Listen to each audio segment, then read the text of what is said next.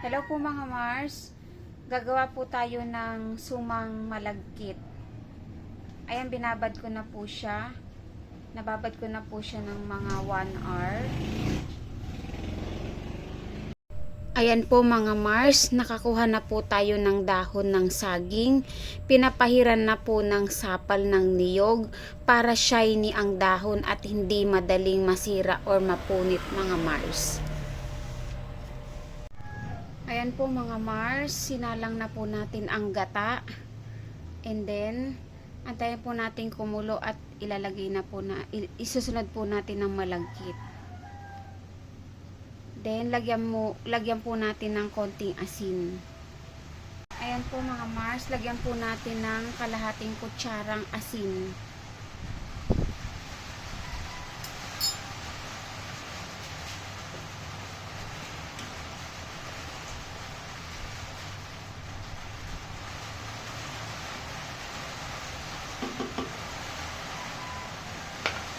Then, isunod na po natin ang malagkit.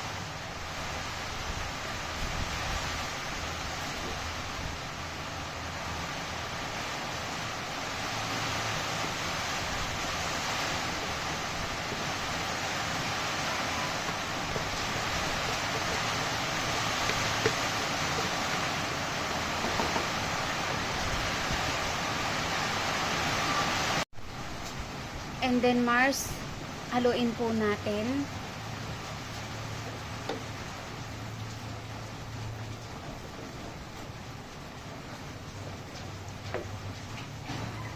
Lulutuin lang po natin ng half cook para po mas makunat ang pinakasuman niya.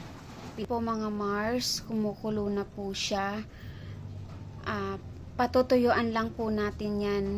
And then, pwede na po siyang balutin.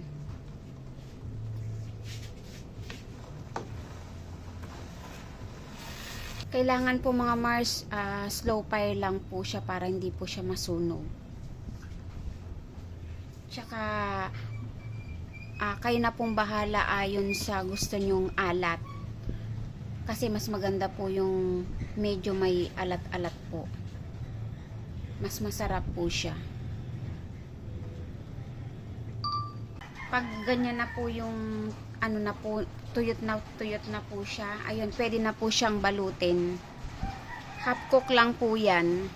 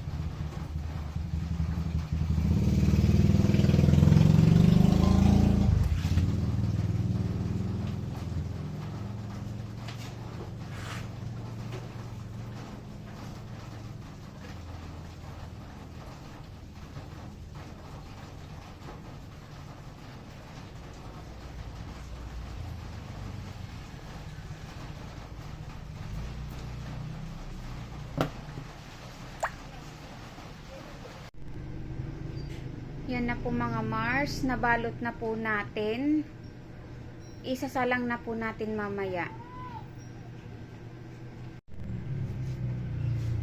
Ito na po mga Mars.